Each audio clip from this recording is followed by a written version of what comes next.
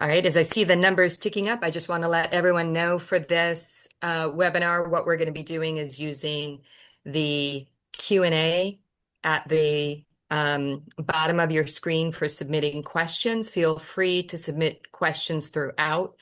The first third of this webinar will be presentation, and then we'll be mostly doing Q&A because I expect, like many people, you have a lot of questions and we want to make sure to be responsive to those.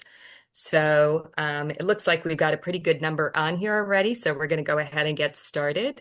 So good afternoon. I'm Betsy Nicholas, president of Potomac Riverkeeper Network, and I'm joined by Dean Nauyax, our Potomac Riverkeeper, and Dr. Natalie Exum of Johns Hopkins School of Public Health.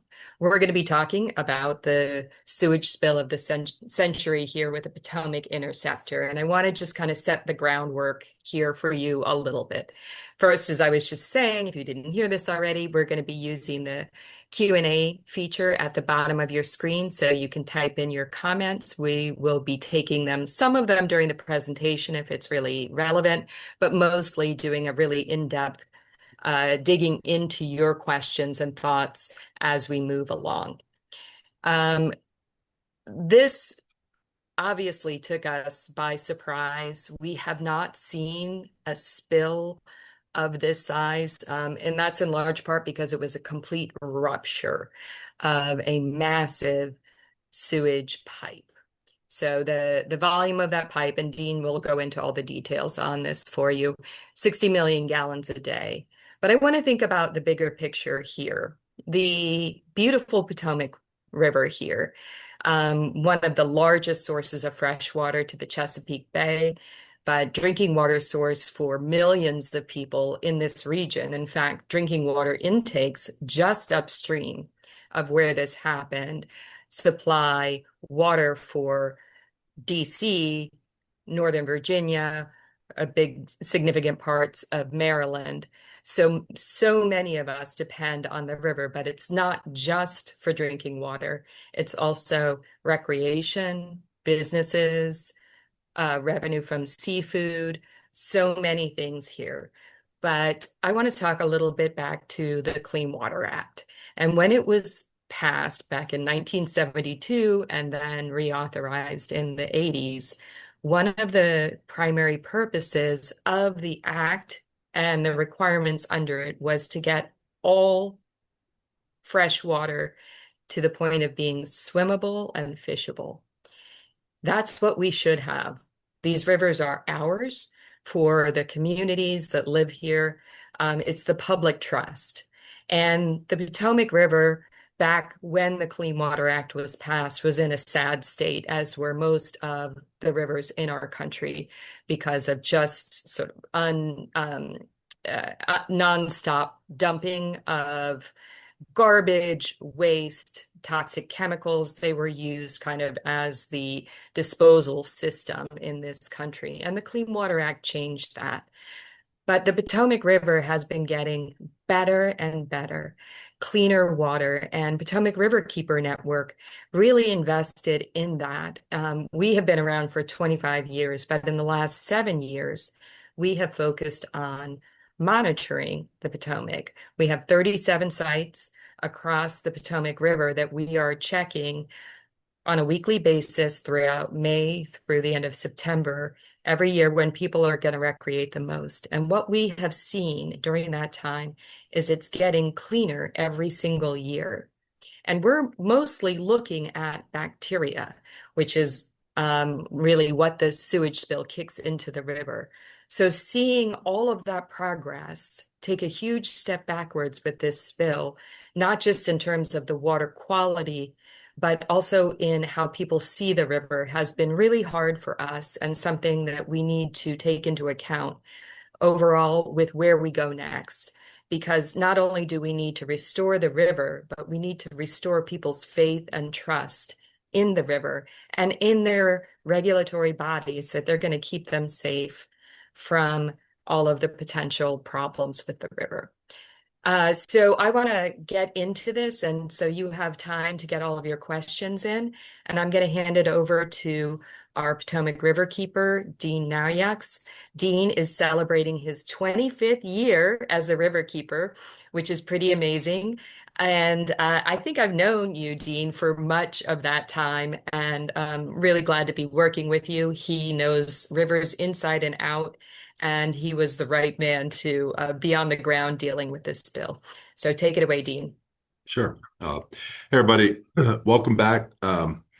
If you were here at the last Water Wednesday, this slide deck, or if you see me do this presentation, I've done a lot of public speaking since the spill happened over 2 months ago. We haven't changed the slide deck, so you're going to see some familiar slides.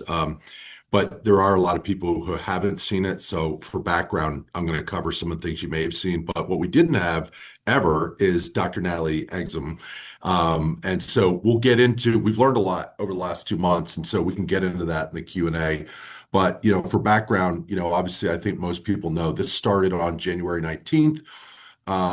It was largely being reported that DC Water was working to contain the spill in the C&O Canal. And that was what media, public officials, I thought as well. And it wasn't until, the second day of the spill that basically I started getting calls and texts from people saying, hey, all this sewage is going right into the river. And at the time, we were hearing about 60 million gallons a day. Turns out DC Water estimates about 40 million gallons a day. But it was all guesswork at the time. But our first response was to get out there, take a look, assess what was happening. And I'm sure you've seen some of these images, but this is the actual stream flow of 40 million gallons a day from Rock Run into the Potomac River. And it was pretty, I've been doing this for 25 years, as Betsy said. It was pretty amazing to see. I've dealt with pretty big sewage spills, but nothing on the order of magnitude. And basically, by the time we went back out to do our first round of sampling, there'd already been 120 million gallons roughly discharged into the river. And already this is like, I'm just thinking in my head, this is one of the largest sewage spills. There was fish kills reported within the first couple days downriver at Minnie's Island. This right here just kind of shows just how low the river was at a extreme drought stage when this happened. Some of the lowest levels we've seen in 30 years. You could basically walk right across this island. And so it just, just very concerning for the river when you have low flow conditions and such an extraordinary amount of sewage coming into the river, right? And so by day 5, when we were out there, already 200 million gallons roughly in the river and just continuing. And if you all remember, the media started shifting toward this massive snowstorm that was coming in on Saturday night, Sunday morning. And I was really concerned. So we got back out there on day 5 and grabbed samples. And I basically told my comms director, Fritz, that, please get me any credible reporter we can to get out there because once this snowstorm happens, that's where the media is going to shift. And this is really being underreported. Like this is one of the largest sewage spills in U.S. history. And it's really not getting the attention it deserves. And so that was our first response to this was just the notification because, quite frankly, DC Water, I think, felt very comfortable that the media was reporting that it was being contained in the canal when, as of day 5, not one drop had been captured in the C&O Canal. And basically, this is some satellite images and from the 22nd as well as the 24th of January. But you can see that sewage kind of hugging the Maryland side shoreline. And in there's Minnie's Islands and Sycamore Island. And then there's places like downriver, like, Lock 6, where there's a lot of Olympic paddlers that practice and swift boat rescue teams operate and practice in those areas. And so a lot of concern. I realized this was in the winter, right? It wasn't getting the attention because obviously people weren't out in boats and swimming and all that other stuff. But nonetheless, this was a real public health risk, right? I mean, 200 plus million gallons of sewage going in the river. And so we just continued our testing. Meanwhile, the crews for DC Water, were working around the clock as reported. And the crews on the ground deserve a lot of credit, right? They were out there during terrible conditions, dealing with a terrible situation, trying to contain all the sewage in the canal. And thank God that canal was there because at the end of the day, it did capture about 2 billion gallons of sewage that ended up not going in the river because of the C&O Canal, thank God. But meanwhile, day six, it's still flowing on the river, and that storm is coming in. Crews are working, and basically DC Water at the time was saying that they were hoping to contain this by day 6 or 7, right? And so the media was really important. We still didn't have our numbers back from the sampling we did on Friday, but basically by Sunday, that storm had come in, and this is actually like day 9. And I point this out because, again, look how low it is. You can basically walk right across the river to Swainson's Island. And really, we believe that there was additional pretty significant large sewage releases that happened even after the storm. If you remember, it snowed all day into Monday. This is actually Tuesday. And so you can see where all that snow had been washed away by a release of sewage. So we believe that there was still significant amounts of sewage that discharged. DC Water estimates 243 million gallons total. We believe it was likely more, closer to 300 million, but the bottom line, it was still significant amounts of sewage going into the river. We then started partnering with University of Maryland, and they were doing staff and MRSA testing. And this is like some of the team out there after the snow, literally having to bust through the ice just to grab samples. This is up at Old Anglers, and we ended up sampling about 8 locations from Old Anglers all the way down to National Harbor. And I have a map of our sampling sites in later slides. And one of the things that we got concerned about was these signs were put up, but again, this is by National Park Service, this is by DC Water. And at that point, there still had not been a public health advisory issued. There was no information coming out from DC Water about their sampling. And so we're now getting into like the second full week of this. And we were the only ones that were actually, to our knowledge at the time, taking samples, trying to let the public know what was happening. We did release our initial sampling data that showed alarmingly high levels, like 12,000 times higher at the site for safe recreational use. There's a number called, it's 410 MPN. That is basically the number that EPA says is safe below those levels for recreational use. We were seeing 12,000 times higher than that. We were seeing even levels all the way down to National Harbor. We were seeing, high levels of E. coli. We were seeing, we saw MRSA at the site through the University of Maryland sampling, but we saw Staph aureus in a third of the sampling sites going down into DC Water. So we realized this was a pretty significant public health issue. We hadn't released all of our data yet collectively, University of Maryland and us at this point. We were kind of waiting and hoping to see when was DC going to issue a public health advisory, right? And yeah, I get it, right? There's not people out there boating and everything, but the bottom line is we had people like DC firefighters that were practicing putting people in the water during icy flow conditions and removing them. And firefighters are calling us saying, hey, we're concerned about being put in the water. Is it safe? And so for all of those reasons, we felt like the urgency of getting a public health advisory was just absolutely critical. There was 2 polar bear plunges planned. And meanwhile, DC Water then starts putting out, in my opinion, very misleading information. They're putting out, basically saying that, oh, they then basically told the public that they had been doing some sampling, but there was only slight increases at the spill site. And we were seeing levels that were 4,000 times, higher than EPA standard for safe recreational use. And so that wasn't safe. That wasn't slight. I just thought that was, but they didn't provide the actual numbers. They just said slight in their press releases.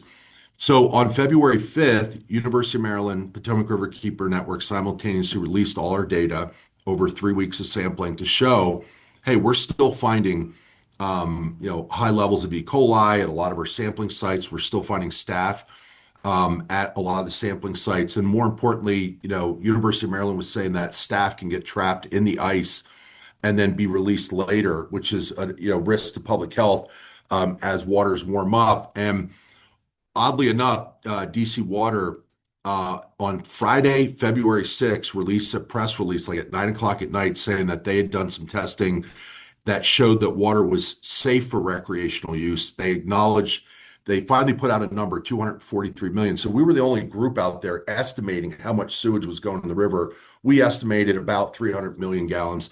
So we weren't that far off based on the limited information we had. DC Water, by the way, still has not shared their SCADA data, which is their internal monitoring. We asked for it.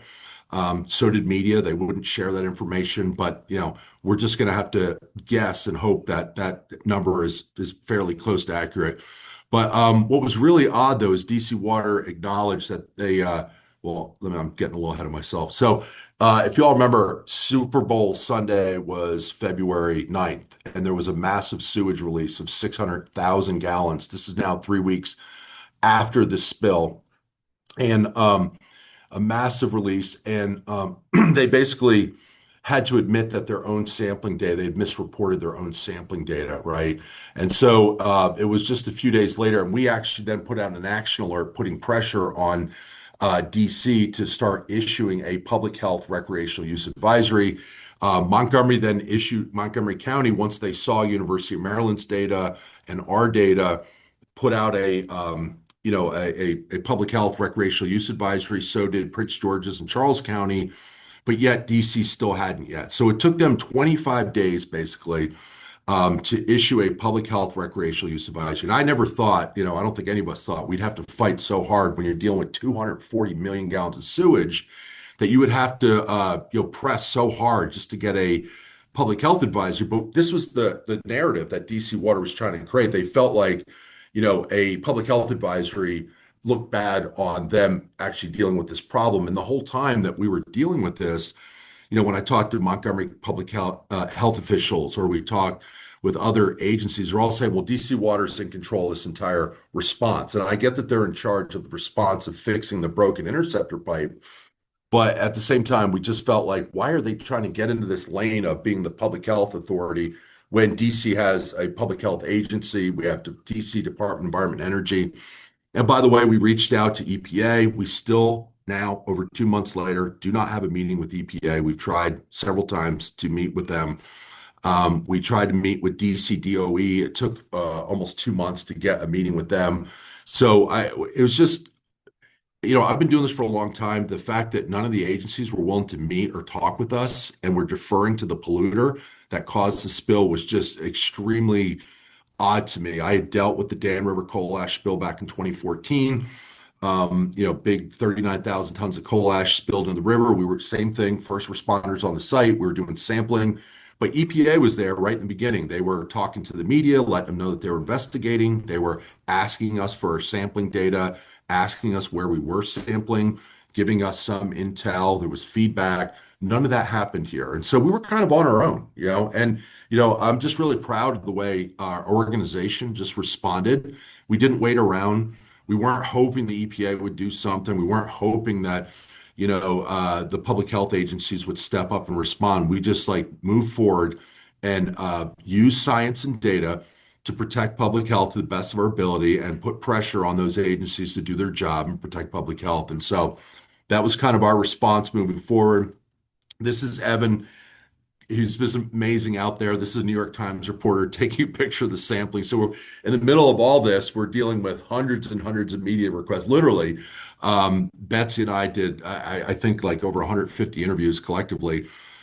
This is the sandbagging where all the sewage is coming down, where they're pumping from the broken interceptor pipe using the C&O Canal as a bypass, where they're discharging lock 14 and it flowed down into lock 12, 11, and then down toward lock 10 and was diverted back into the Potomac Interceptor pipe, right? So, but this is 4 or 5 feet of sewage that was building up in the C&O Canal. And then this tunnel, this is where all the sewage, when the break happened back in January 19th, where all this sewage flowed down along the Claire Barton, underneath the canal, underneath Lock 11, and then down into the Potomac River. And we continued to see for even a month after the spill that there was just really high levels of E. coli that we were detecting right here at this site, also down in the river. But when we went upstream, we found some levels of E. coli, but it was more just like residual sewage. It wasn't like alarmingly high levels like we were seeing, like 41,000 mpn. Remember, the standard is 410 mpn. So we were seeing, 40,000 mpn, which is like a signature for raw sewage. And so we ended up putting out a report. This is some of our sampling data. But you can see all the way March 3rd, 41,000 MPN from the Lock 10. And and um, and then, but you can see as it went downriver, E. coli levels by March were dropping pretty significantly, which is a good thing. I've been, asked to always remind, everybody that, E. coli levels have dropped pretty much everywhere. And just this week, finally, after 2 months, we saw E. coli levels drop as a result of our investigation. And I'll get into that in a second. I'm going to turn this over to Natalie here in a second. But this is our team out there. Again, this is sewage water. We're out there doing this, just grabbing samples from the tunnel. What we believe was happening was that sewage was basically leaking through the ceiling because there was 4 and 5 foot of sewage on top in Lock 11, Lock 10.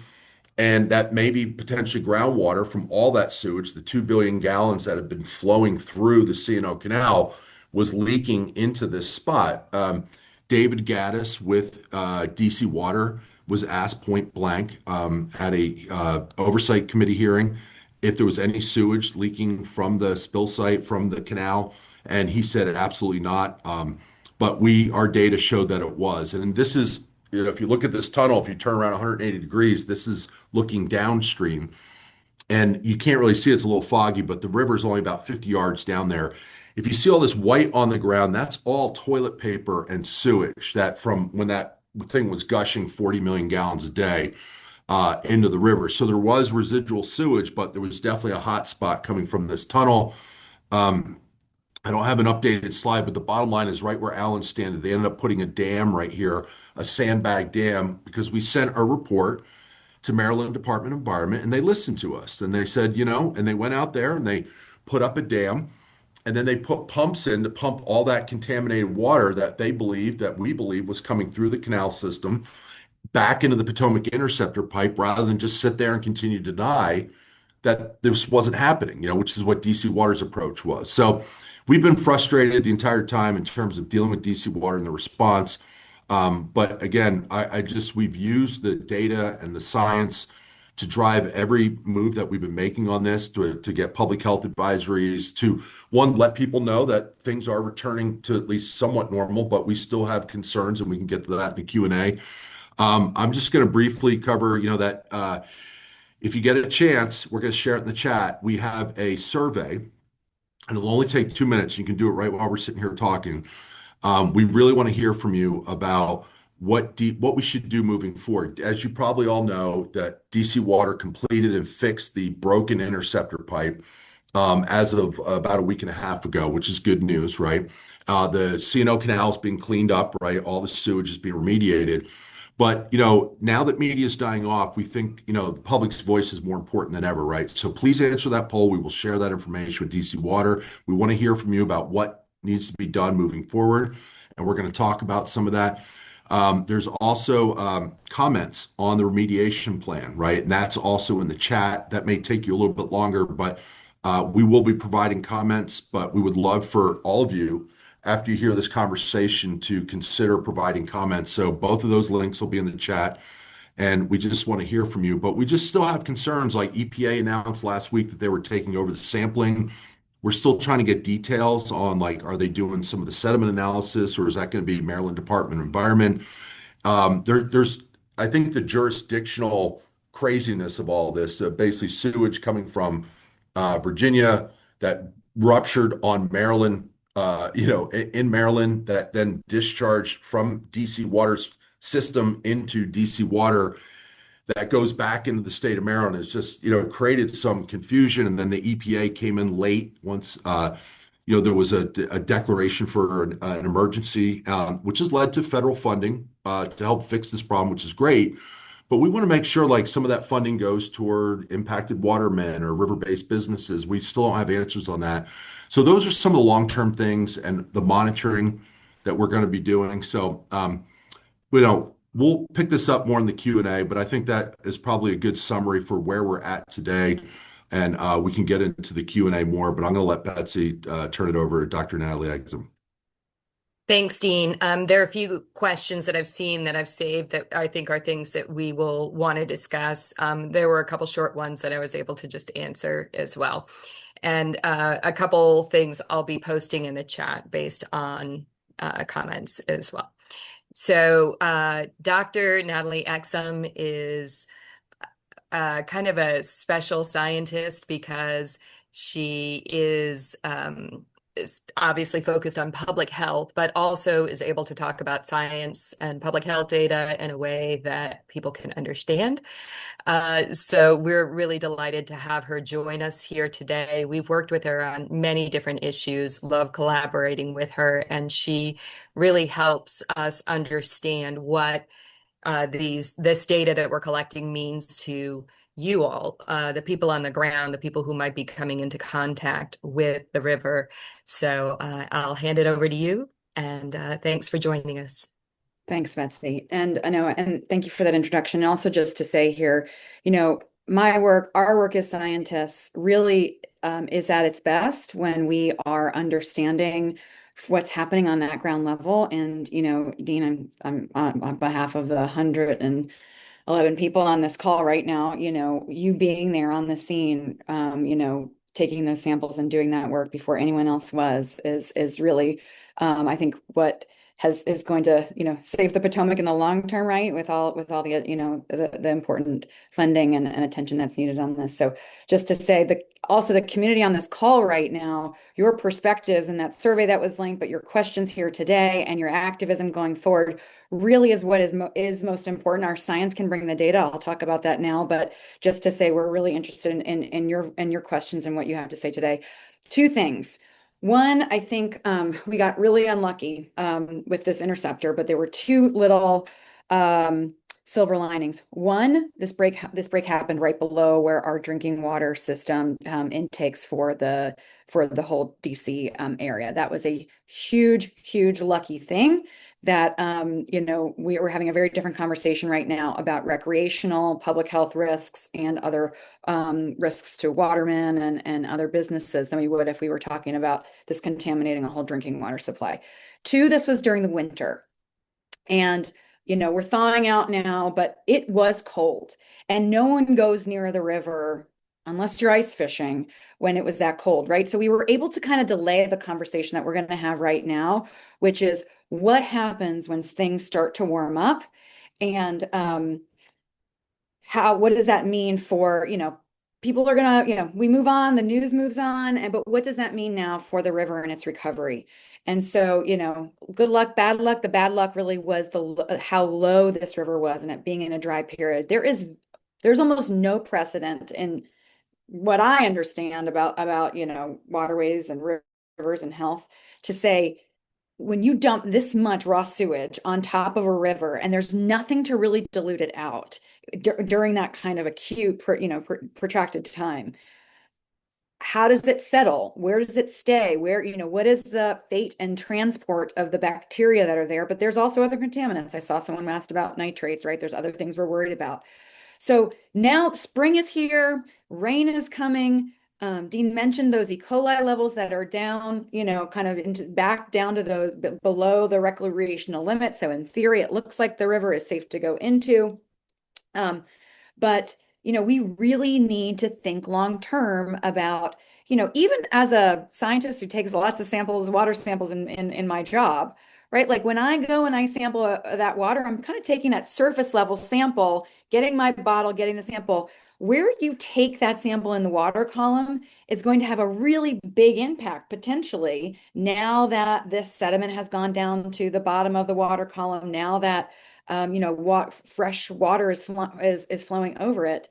That I think, we can't just say, okay, the E. coli levels on these sampling sites are fine and now it's good to use. I think we need to have some real forward-thinking scientific approaches to understand the safety of this. I'm the mother of 4 kids. They love to go in the water. They love to splash around. And, boy, I can just picture maybe what's getting turned up in those sediments and if kids are going down, right? Sycamore Island, right? People are going, these are beloved places that people love to recreate because of all of the advances that made this river swimmable and fishable. So I'll leave it there. But I would say we are not out of the woods yet, and we really do need people to stay engaged on this and to really be demanding that data and to be making sure that this communication of the safety of what we're finding is out there. I want to toss a couple questions your way that are right in the line of what you were talking about, and they might be a fit for both you and Dean. So, what are the chances of eutrophication and the adverse effects that follow? Dean, you're the river guy. I think you should answer this Well, for no, me. I mean, you're the expert. You go ahead. Um, you know, yeah, so eutrophication, right? So there's all, there's dissolve, your dissolved oxygen is down, there's lots of fish kills and die-offs. You saw that photo even just from that winter, those fish kill from the winter. I think this is the concern, is that you depending upon what happens this summer, how hot it gets, maybe the mixing that occurs where the river kind of gets even deeper, right? Like things can settle down there that you don't really understand until things get mixed back up, right? And without looking at the like mixing model for the river, it's very hard to predict where we may see these fish die-offs and fish kills going on in the summer. And I think that we all need to be vigilant for that, and understand that this is not going to be linear. There could be some sort of precipitation changes, weather changes that make kind of mixing occur that kicks this back up that maybe takes some people by surprise. Yeah, I mean, I'll just say, I can only every river system is different, and this, as Natalie said, is kind of an extraordinary event, unprecedented. So anybody who says they know, you should question that. But I can only tell you that when I was the Neuse River Keeper, we dealt with a lot of fish kills in late summer because of hog feces and a lot of, you know, hog poop going into the Neuse River that would cause these ulcerated sores on fish and major fish kills, low dissolved oxygen, as well as some algae blooms during certain times. Just up in Baltimore Harbor this past summer, they had pistachio tides, and they linked it to legacy sewage on the bottom of the Baltimore Harbor that created these algae blooms that prevented the big splash event from happening at the time that they were planning it. So I am concerned about that. But again, we're all hopeful that that doesn't happen. Again, for the watermen who are watching, E. coli levels downriver showing really positive signs, even up here in DC. That's a good thing. It's safe from what we can tell for shellfish harvesting. I hope that continues, but I just have concerns about what could potentially happen as we move into the warmer months because bacteria does not thrive well in 40-degree water. Along those same lines, we had a question about wildlife impacts and not just thinking about something like a fish kill, which just to note, the fish kills that people have been photographing recently don't seem to be related to the spill. They seem to be related to spawning and cold Yes. temperatures and things that happen other times. But in terms of the wildlife impacts, not just now, but down the future from impacts to spawning areas, macroinvertebrates, et cetera. Can you talk a little bit about that and what, obviously, it's guesswork right now, but what you've seen in the past and what you think might happen? Do you want to go first, Natalie? Yeah, this is you. Yeah, this feels Deanish. Yeah, sorry, I should Oh, have okay. said that. Well, I just want people to know that, we are partnering with George Mason University, and they are going to be doing like macro invertebrate assessment. To be honest, what we're hearing is that we're not so sure that EPA or any agency is going to step up and do some of that research that we feel needs to happen. Like, is there sewage in deeper parts, as Natalie mentioned? What are the impacts to aquatic life? So, our organization, in partnership with many others, are trying to figure out ways to kind of analyze that. But, I can tell you that when I was out there, because all that sewage, when there was still a lot of snow on the ground, if you all remember, it lasted for at least 2 or 3 weeks. Those were areas where literally thousands of migratory birds were landing and picking and eating in that sewage. duck and geese, and then obviously there was ravens out there. There was a lot of birds in that area. So, Seagulls even. yeah, I'm not an expert, to be honest with you. I don't know. And again, I just think this gets back to that unprecedented. We just have never dealt with a sewage spill of this size. And so what the impact is, I really don't know on wildlife. I just know that we're doing our best to try and study the impacts to the river. And I'd like to add something here, if I may. One thing that we have been doing is talking to really any officials who are willing to talk to us about this. But Congressman Beyer and his staff reached out to us really early and have been very proactive on this. And for anyone who doesn't know, he represents a very large swath of Northern Virginia. And we worked with them to get language in WRDA, which is the water funding, the Water Resources Development, I think, Act, around this issue specifically. So they had already planned to put in some funding requests around infrastructure, which makes sense. But to get the best scientists available to be studying the ecological impacts and then making plans for restoration.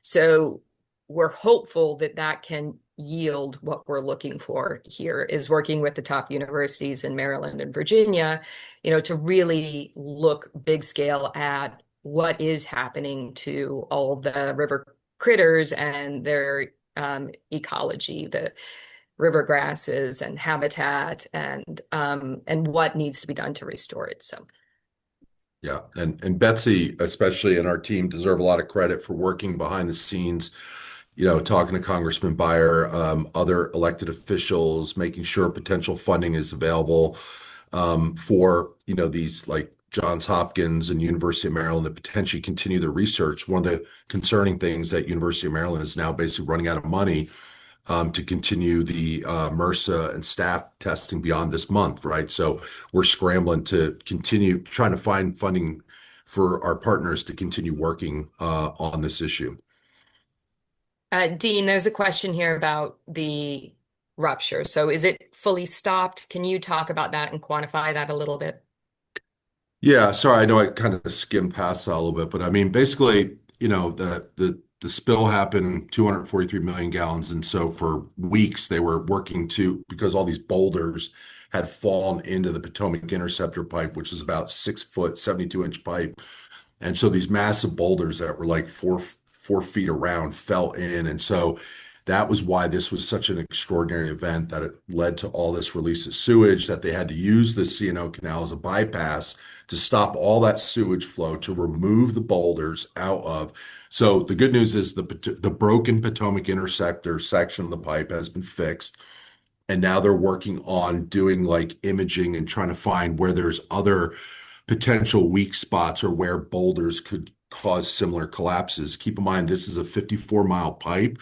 The inspection reports from a couple years ago show that there was already corrosion that was happening in the top part of the pipe from all the gases that are in that pipe from all the sewage. And so I think there's concerns. And this, by the way, Potomac Interceptor crosses the river in two places. So, this could have been a lot worse. That 2 billion gallons that was put in the C&O Canal could have ended up in the river and only recently been contained. So we're really grateful for the C&O Canal, the 200-year-old canal being there. But yeah, the pipe itself, the break has been fixed, and that's good news for the river. But again, there's a lot more being done to investigate the entire length of the pipe and fix it. And there was money available, just in case that's a question comes up, $625 million available to fix the Potomac Interceptor pipe. They just didn't get to it in time before this break happened.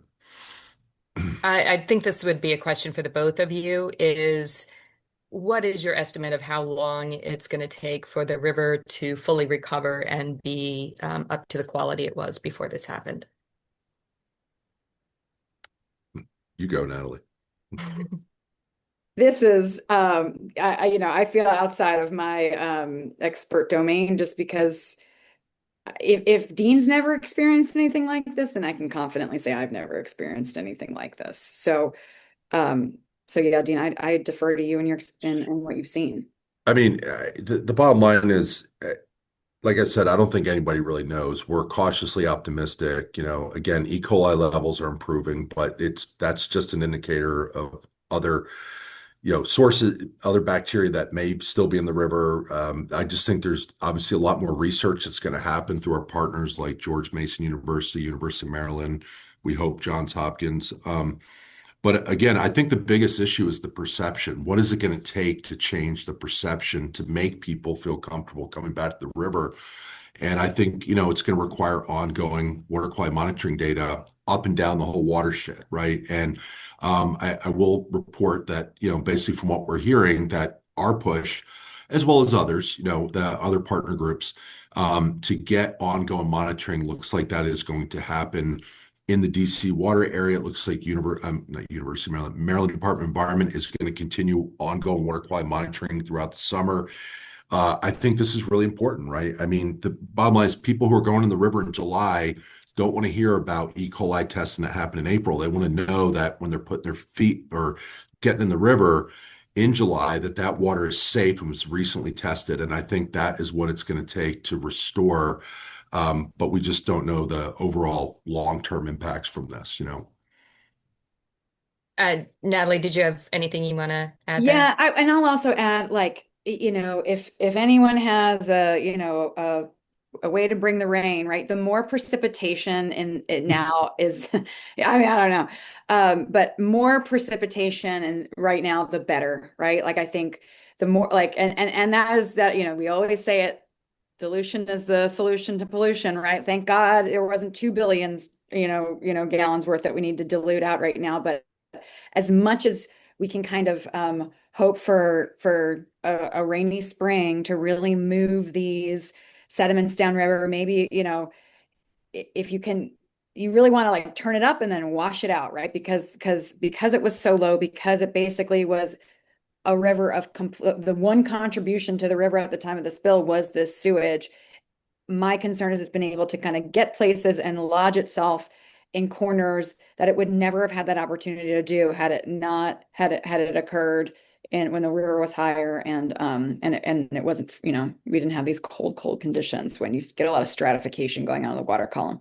So if anyone can make it rain, I would say that, or Yeah, just we're in a drought right yeah, now. yeah. So Yeah. A somewhat related question would be about the contamination in sediment, and specifically Minnie's Island, that's a half mile below the spill site, has a canoe landing that has a lot of muck on it. And how much of that may be sewage, how much of it may be contaminated? Do they need to stay away from that landing, or would it be safe to get out there now? Um, yeah, so I love the Potomac River. We go hiking along it, every season. My kids love to take their shoes and socks off and go like walk in the rocks and find little things. And my real concern here is you get a little cut in your foot, you're kind of walking around in that muck, and then it's a lot of these kind of like kind of infections that way that are going to be able to be that are going to happen. It's very hard from a public health surveillance perspective to kind of measure that. And, unless that child or that person is in such a severe condition that they're bringing themselves to the hospital. And, we may see upticks like that in the DC area. But like, I do that with my kids all the time. And if you've got a canoe down there and that's where we're usually launching from, like, you're just going to that if we're not putting signs up and we're not continuing to talk about this and we're not testing those sediments to make sure that, what we can see that up from the spill and down from the spill are now kind of back at those same levels, right? We need comparisons. I think there's going to be a public health concern. yeah. And before I forget again, please respond to the survey that we posted in the chat. This is why it's really, really important. We want to hear from people that have those concerns or others or other areas we should be sampling. Because, we've been pushing pretty strongly as well as other groups about doing sediment testing. And it seems like Maryland Department of Environment is going to be doing some sediment testing. I mean, just right downstream from Minnie's Island to Sycamore Island, but then right down from there, is the feeder canal where, Olympic paddlers train, but more importantly, kids, and they're putting in boats, kayaks, barefooted. They're walking in those sediments barefooted to get into those special boats and train. They're in the water 15, 20 hours a week. So there's a lot of exposure to the water and the sediments at that location right downstream. And then there's other places like Three Sisters where people recreate. And then, National Harbor does weekly swims. So, one of the things that I can't promise this, we're scrambling for funding. This is why, donations and support are really important. Money from, the General Assembly and others that Betsy's been working on for our partners. But we're trying to do like a kind of a gap analysis to see who's going to be covering, sediment sampling all the way down to Colonial Beach, but all the way up to the spill site. And are there gaps at places like Three Sisters? And if so, can we pick that up? And then, in partnership with all our other partners at the universities, put out information so that we can actually show whatever those results are to let people feel a little bit more comfortable if those river sediments are safe for human contact, right? And so those are some of the things that we are looking at moving forward while we're pressing agencies to do that work as well. Can you talk a little bit about downstream recreation? I actually know that I would be willing, as well, on a warm day, to get out at National Harbor and a lot of different sites. But can you kind of give people a guide for how to assess this? Well, our normal sampling doesn't start till May and goes through almost October. We sample every week. If you're not familiar, download Swim Guide. It's our app where you can find our 30 sampling sites. We have a lab in National Harbor. We have a lab down at Colonial Beach, and we have volunteers that'll be out there sampling all summer long. So that to me is the best thing. DCDOE has all the sampling data that's currently available on their website. That's available, and they post that regularly. So you might want to check that. But at the end of the day, I just think it's based on, if E. coli levels continue to stay below that 410 limit, that's a good thing. But as Natalie was talking about, and certainly I'm concerned, like, is there the potential for a unique weather event? A lot of algae blooms, fish kills often don't happen until August and September when the water is slow and low and as hot as it can get, right? And then you maybe have a hurricane that comes through and kind of shifts the water column around, then all of a sudden it brings, muck from the bottom to the top. And then all of a sudden, whoa, why are we seeing this big spike in E. coli? I don't know. I'm hoping that doesn't happen. But that's why the monitoring is going to be really, really important, not just ours, but the commitment from MDE that they're going to continue monitoring. We've been trying to see over on the Virginia side, is Virginia Department of Environmental Quality going to continue to sample? Basically EPA announced that they were taking over all the sampling, but we think that that's going to happen through the summer. And that's 6 sites in the DC area from the spill site down. So that's good. I just think, looking at all that data, I just hope that it starts making people feel comfortable about coming back to the river. We just want people to do it when it's safe. But I'm also trying to be respectful that I understand why people might have concerns or reservations about coming back to the river. And again, as Betsy mentioned right at the beginning, that's really sad. We've been for 6, 7 years working on our Swimmable Potomac campaign, putting out 6 years of weekly monitoring data to show that there was consistent improvement in plenty of safe areas for people to recreate, like National Harbor and places further downriver, like Colonial Beach. Consistently, water quality is good there. I think it will be this summer, way downriver. But again, this is why some of that sediment testing is really important to kind of get a much broader sampling set and data to, hopefully educate the public about whether it is really safe, come August, the later times in the summer. Related question here about the sampling data. So a few people have been interested in accessing not just our data on this site, but pre-existing data. And Chesapeake Monitoring Collaborative would be the best place to get that. Is that correct, Dean? Yeah. So there's a lot of data on the Chesapeake Monitoring Cooperative that you can go to, and it's shared data from all over the Chesapeake Bay region. And we provide that from all our sampling that we do. It's publicly available. But that's more like historic data. I think Yeah. most people are going to want to see data moving forward. Um, Oh no, I agree. And the best place to get that would be on our website, social media channels, and swim guide. Is that right? And if Correct. I could also just Yeah. interject here with, you say data, I want to raise my hand. Like, that 410 level of kind of, that level that's been set for safe, safe recreation. Above that level, there's increased risk that you're going to get sick. Like any kind of rain event that occurs, we call that, the first flush. At 24 hours after a first flush, you're going into a river, you like those E. coli levels are going to be higher. So what I want to emphasize here is, that the historic data is important, right? Like to say, okay, before this spill in March, of 2025 and 2024 and 2023, what were generally those E. coli levels looking back year after year, then comparing them to what we're seeing now. As a scientist, I would say, that gives us a good gauge about how we're doing. But at the same time, E. coli levels fluctuate above and below 410 on a regular basis in a normal situation because of combined sewer overflows. This is anyway, it's just an important point to make as you dig into the data. No, it is important because that's why we started our Swimmable Potomac campaign, more importantly, our water quality monitoring program, because of the combined sewer systems in DC. But because there was such public interest, we've just gradually expanded downriver into and upriver where the paddling community exists.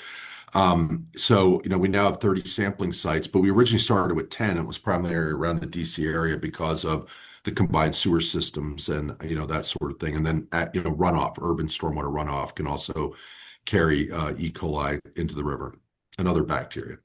And a related question here is someone was commenting on being glad to see that the data is getting better, but wondered why Thompson's Boathouse was higher on E. coli. So, Dean. Well, I mean, where we sample is right at the mouth of Rock Creek. Rock Creek is a much smaller water body, and there's multiple combined sewer, outlets that discharge into it. There's also broken sewer pipes. There's a lot of people put their pets, along Rock Creek Parkway in, and so there's our data. If you look at the historical data, Rock Creek consistently has not been good. And then again, Thompson Boathouse, there's also combined sewer discharges right there on the Georgetown waterfront. And, that's part of our Swimmable Potomac campaign as well, is we've passed legislation to fix Alexandria's combined sewer system. That's going to be completed this year. That's a $615 million clean water investment for the river. And we've consistently worked through and with DC Water and DOE and EPA on fixing DC Waters, the DC's combined sewer system, which will be completed in 2030. So for the next couple of years, that's still going to be an issue that we need. And this is why Swim Guide is so important. And just because not everyone talks about sewage as much as we do, could you just describe a little bit the difference between the interceptor pipe and what we're commonly see here from the CSOs?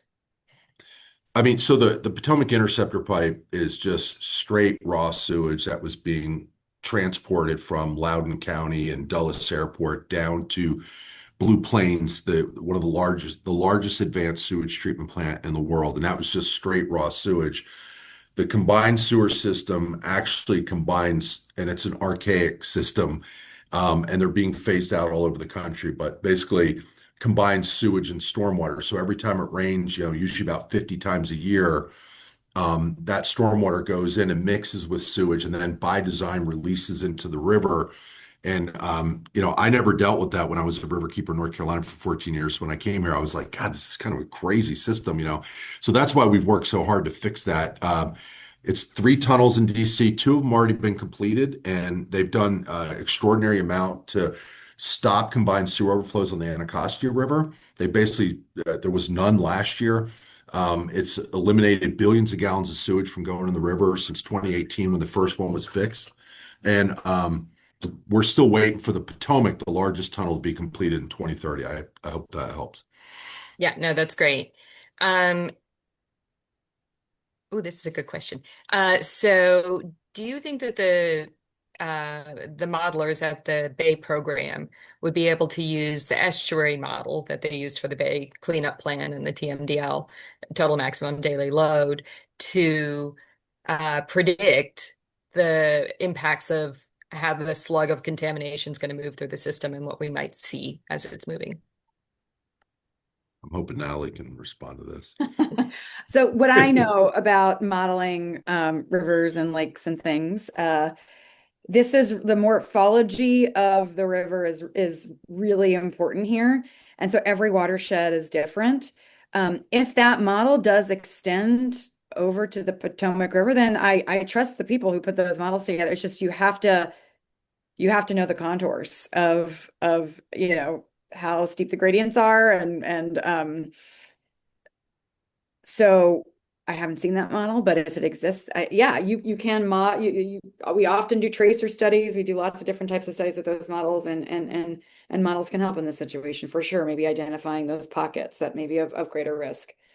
I think the challenge with the model is that the models that were created to develop a TMDL for the Bay or any TMDL are often based on all the inputs. So they do like ambient water quality monitoring from all the tributaries that feed in and everything like that. They're more infrequent, the sampling points, but the bottom line is the model really doesn't account for like a big slug of 243 million gallons of raw sewage in a 1 week time period, right? And so maybe they could go back and try to use the model to help predict. I'm sure there's modeling that could be done. I just don't know how it could be used to determine the impact to the Bay, but I do think we know that, what was it, 75,000 pounds of nitrates estimated from the sewage spill, which is a significant allocation of nitrogen to the Bay. And if you all know, the Bay TMDL's goal is to reduce nitrogen, phosphorus, and sediment. And so this definitely was not helpful for increasing nutrients to the Bay, but I don't know that it has been modeled yet. Yeah, that came from Jamie. And if you have connections that you think could help expedite that, I would think it would be really interesting to find out. The 75,000 is my back of the napkin calculations on it, but it's good to sort of put some idea to that. And that equates to, just on a Maryland scale, but it's pretty much the same for Virginia, a medium-sized wastewater treatment plant's load for the entire year. So we got, an entire load in 6 or 7 days. So it seems like there could be something we could learn there. Um, I had a question about how long E. coli can survive in the sediment. Natalie, do you know? This is definitely the professor answer here. Um, you know, so it's temperature dependent, which is why in my lab, right, if I want to grow some E. coli and save it for an experiment a few months later, I put it in my -80, right? And then I can wake it back up once, with the right nutrients and the right temperatures, and I can start working with the bacteria again. And I think the same idea applies here to what happened in the Potomac, right? So it was essentially the freezer was the riverbed, and now that it's thawing out, the warmer it is, the more easily it's going to die off here. But I think that's the big question right now, is like there's been a latency period, and that latency period is going to start to kind of really will bloom right when this people start getting ready to do their Memorial Day hikes and really get out there. So that's why I need to do the sampling. Yeah, a quick Google search said it could last from several weeks to several months, but that it it can survive in high numbers, particularly at low temperatures or within nutrient-rich organic sediments. So it can last for a while. I do know that there was cases in North Carolina where hog feces were basically lasting for months and months in sediments, and then being kicked back up and causing problems, months later after some big releases from hog waste lagoons, particularly after hurricane events, that sort of thing. Uh, DC Water said they are monitoring the human health impacts by surveying emergency rooms. Is Oh. there a better way that this should be monitored? That's our public health expert.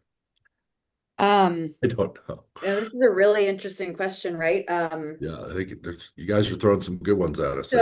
So how, this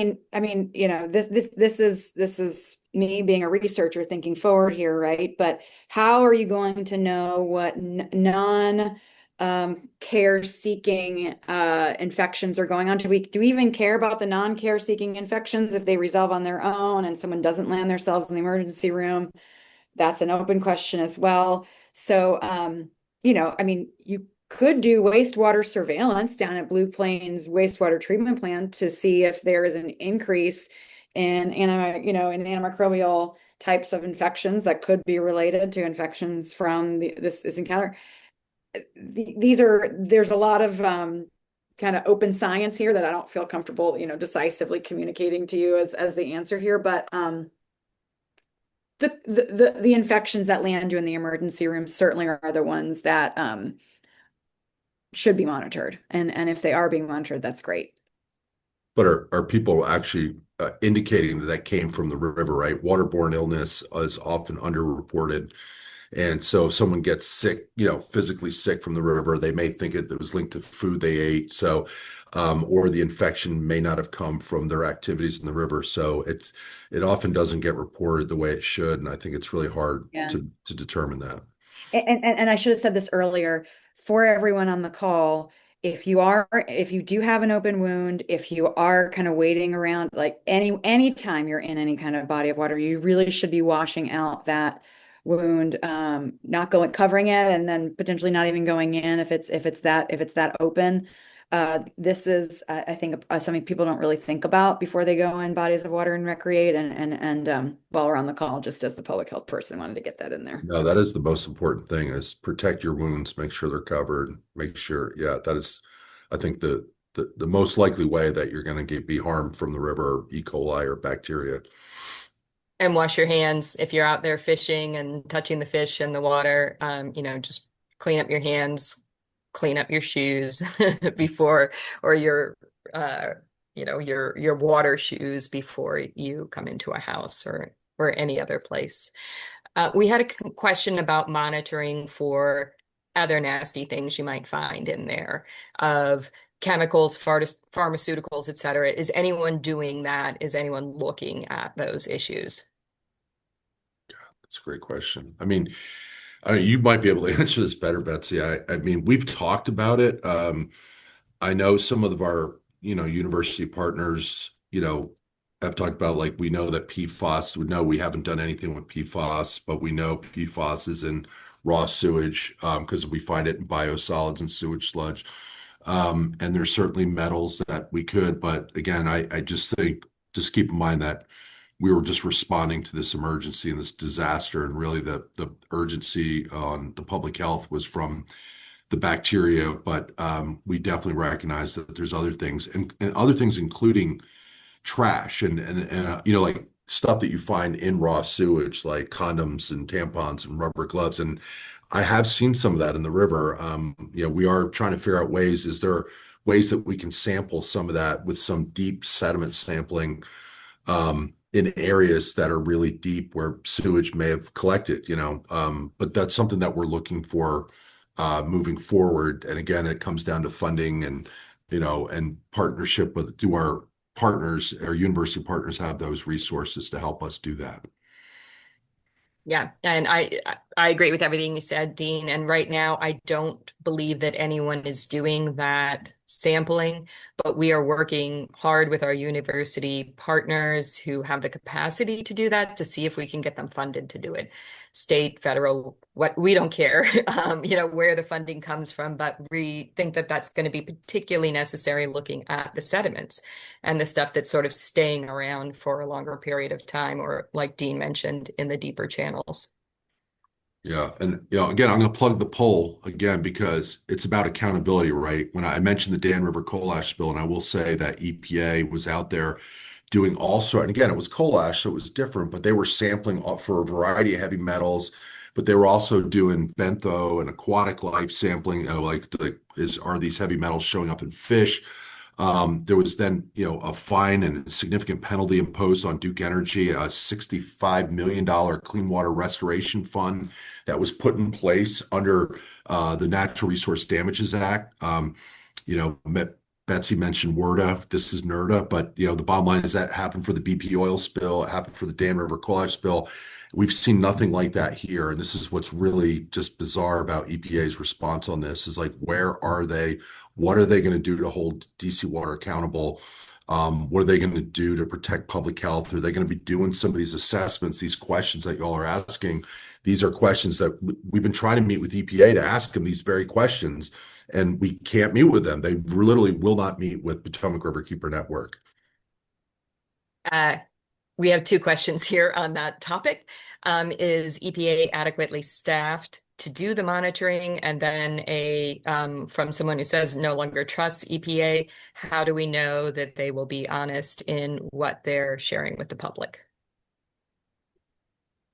I mean, I think everybody knows that, this administration has gutted the Environmental Protection Agency, both in his first term and second term. And so, yeah, they don't have the resources and the staffing that they used to have to respond. But, there's still the Environmental Protection Agency. I'm still going to work to hold them accountable to do their jobs, right? To protect public health and the environment. That's their mission. We want them to step up and do their job. At the very least, meet with us. And if they want to tell us they're not going to do any of it, that's fine. But just meet with us and tell us that so we can actually move on and start figuring out ways to do this, right?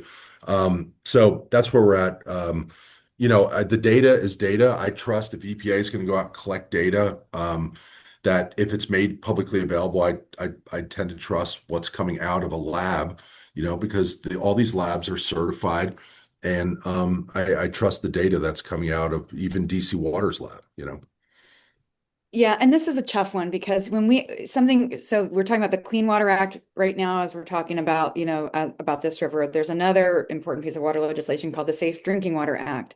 Under that act, there's something called the public notification rule, which does mandate this type of public communication. If something is contaminated your water system, if there's a boil, these boil water advisories, those are all part of legislation. This Dean, I could be wrong here. Betsy, correct me if I'm wrong as the lawyer on the call. Like with the Clean Water Act, that mandate isn't necessarily there in response to an acute crisis like this. Am I right? Yeah, the notifications are much more for Safe Drinking Water Act.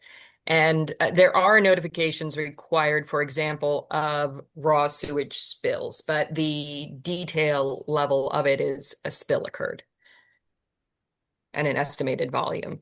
And that's, again, for public health protection, but also, for example, a case that Dean worked on a few years ago, or we worked on a few years ago, where first information on the spill having occurred was the people showing up in the emergency room after eating oysters that got contaminated that they didn't know were subject to were in the area of a raw sewage spill.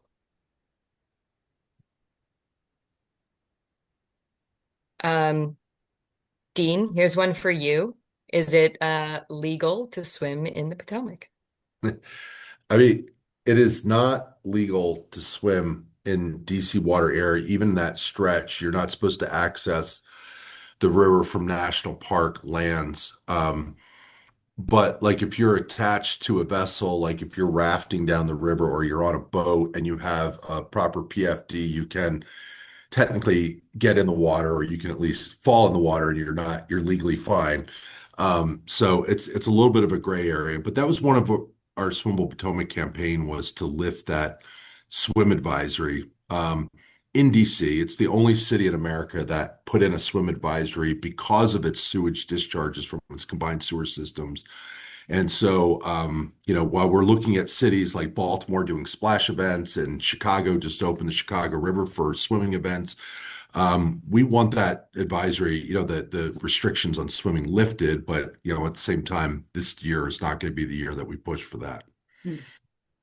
I can say that I've been on the water on a beautiful day and accidentally fallen out of my vessel more than once. And it's amazing how long it takes me to get back in sometimes. But With your PFD on, Betsy. yeah, always safety first.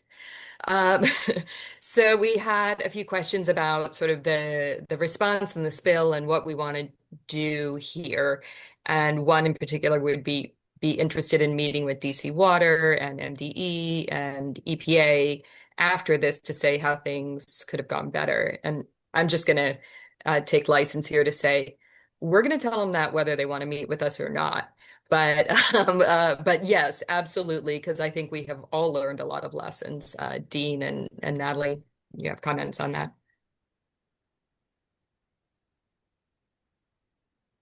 No.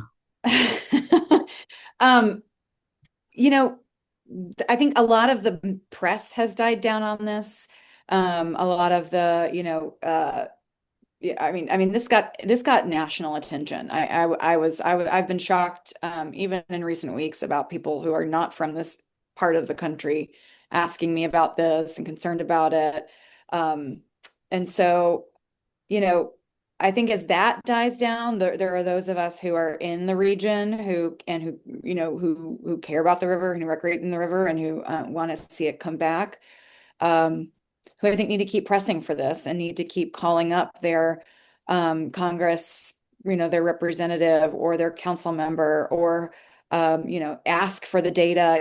I think it's that kind of uh, I think it's that kind of attention that is going to keep people keep accountability.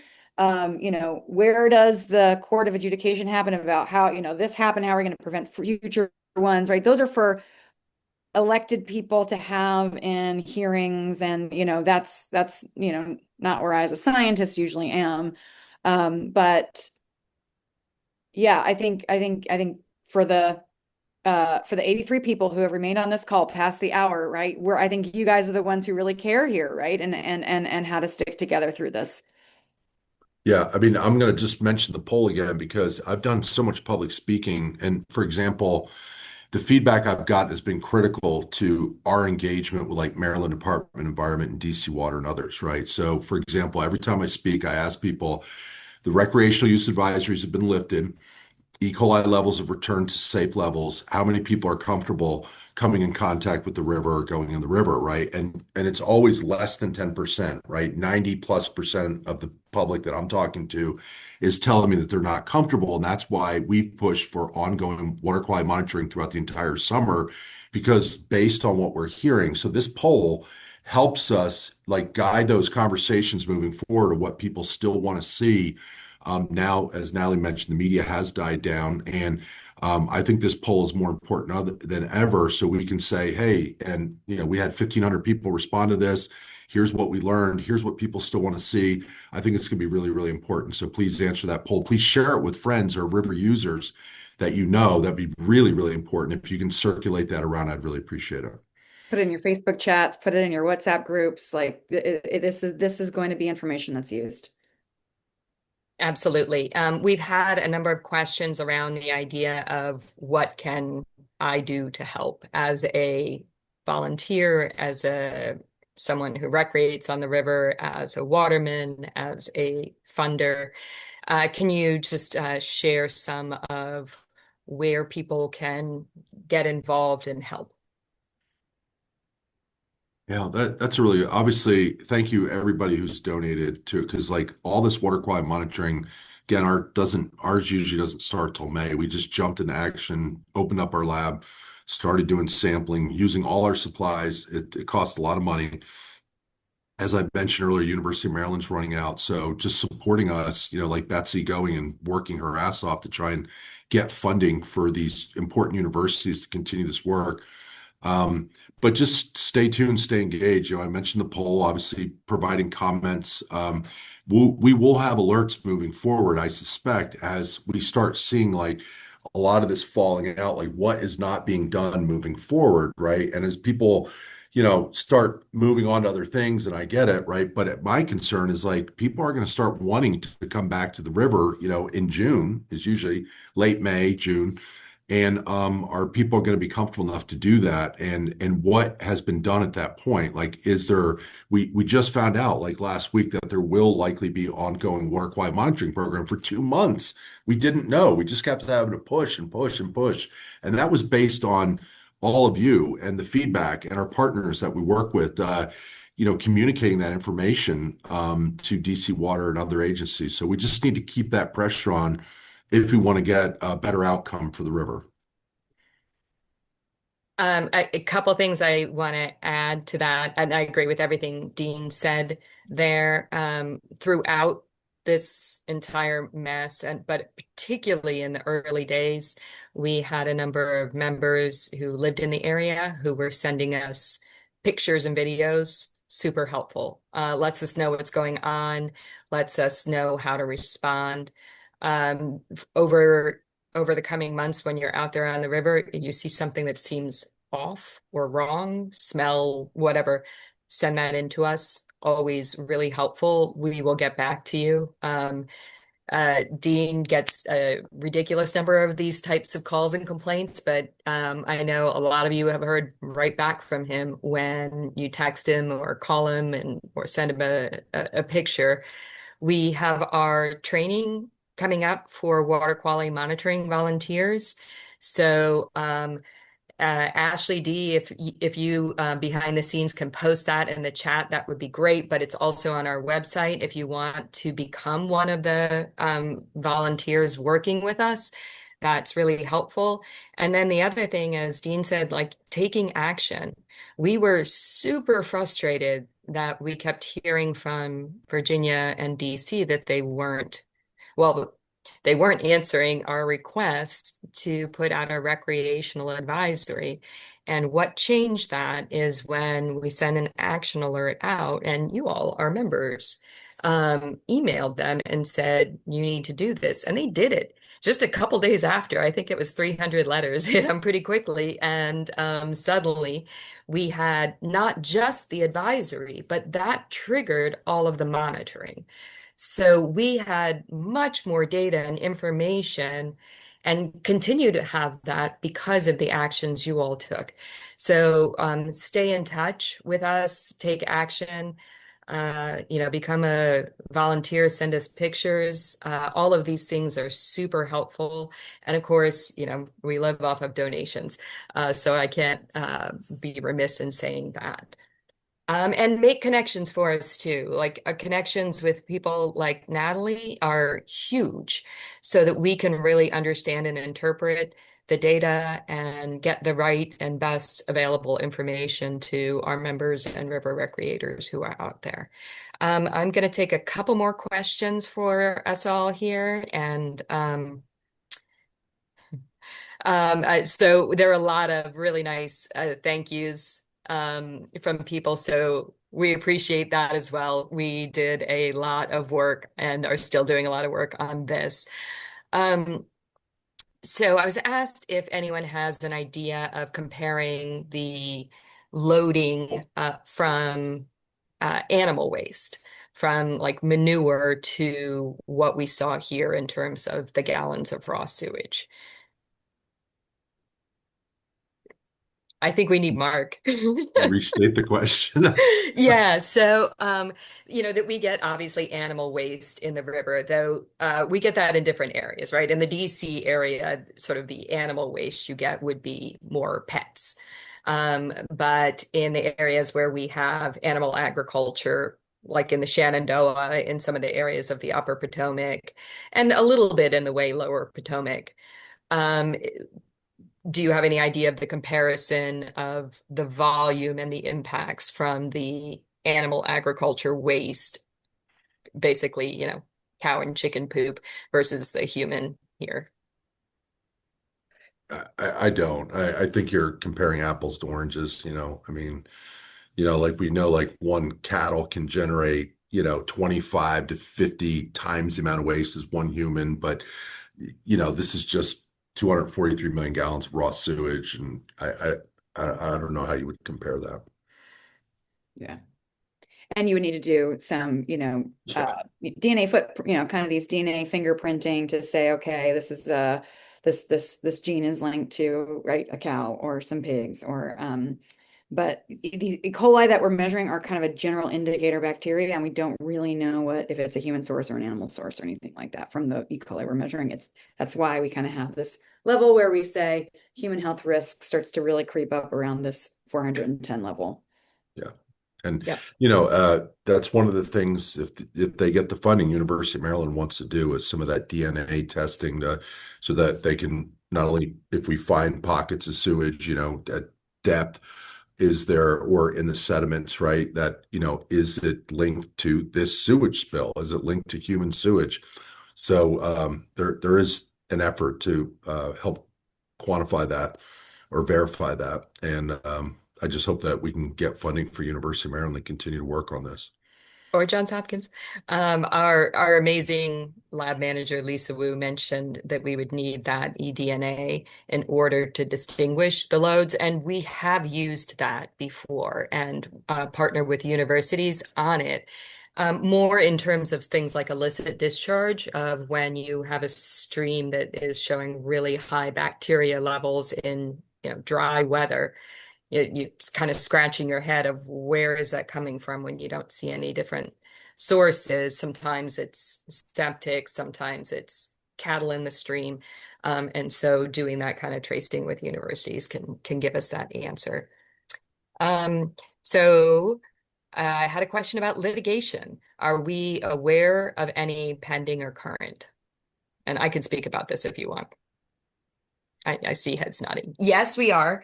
That there's a lawsuit that's been brought for what would be called a tort lawsuit, but for damages. That was lodged by a boater, and they're seeking to certify a class. This is not the kind of action that Potomac Riverkeeper Network has taken in the past. We only seek to enforce the Clean Water Act or other laws if we take a legal action, not to collect damages. As far as what the grounds are for it, and I really don't have enough information to be able to comment on their likelihood of success or where that might lead. And from our point of view, we are still looking at information and data and assessing what happened. So we're still in that phase. We kind of work through uh, a tiered approach in our work of starting with assessment, advocacy, engagement, and enforcement. And we are still in the assessment and advocacy phases of this. I don't know if it'll ever need to go beyond that. Yeah, and I'll just add that, the Attorney General of Maryland could at any time bring an enforcement action against DC Water for the impact to the Potomac River, which Maryland manages. And EPA could bring an action. We just don't know if any of that's going to happen. So right now we're all just kind of waiting and kind of watching what's going to happen while we continue to do the monitoring and the assessment that Betsy talked about. Had a question about shoreline vegetation, but I think we kind of answered that throughout a little bit of clearly in the area where the rupture occurred. If you've seen DC Water did some drone surveillance, it just looks like muck, the entire area from all of the machinery, from the spilling and everything else. So vegetation is very severely impacted there. But that fits into the overall area where we are going to be pushing for complete restoration. And I would encourage you to submit comments through the portal we posted. Feel free to take from what we put in our template or anything else. And I think we did a pretty good job of getting through all of the questions. I lumped some of them together, so hopefully I didn't miss too much in there. And just wanted to give you both a minute for any additional thoughts or anything you wanted to share. You go first, Natalie.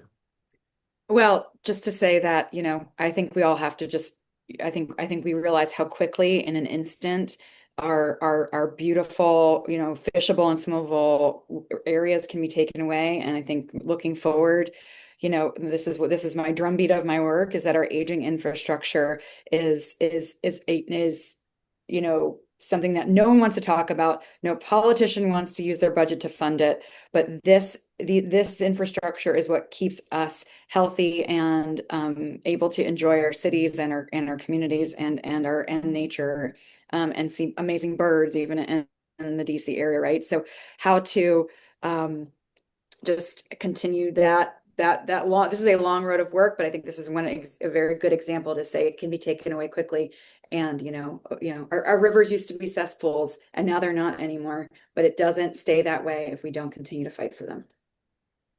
Yeah, like Betsy mentioned right at the beginning, we've come a long way cleaning up the Potomac River. This has definitely been a setback, but really, I think people are often surprised by this. But like when you look at like the gutting of the EPA, you look at the continued funding, funding that's been cut over and over to the state revolving loans fund that's available for all 50 states for communities to upgrade their sewage infrastructure and their wastewater infrastructure.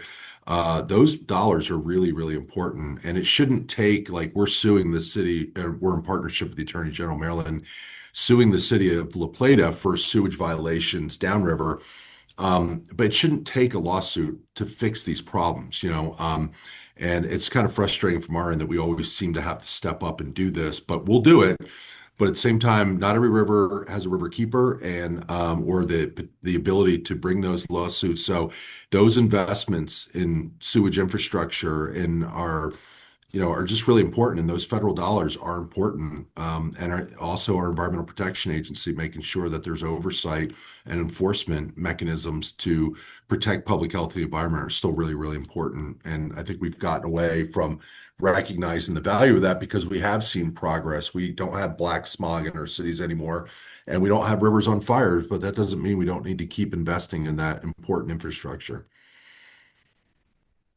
All right. Well, we still have about 70 people who stuck with us till the end here. So cheers for you. You are Yeah. our strong supporters.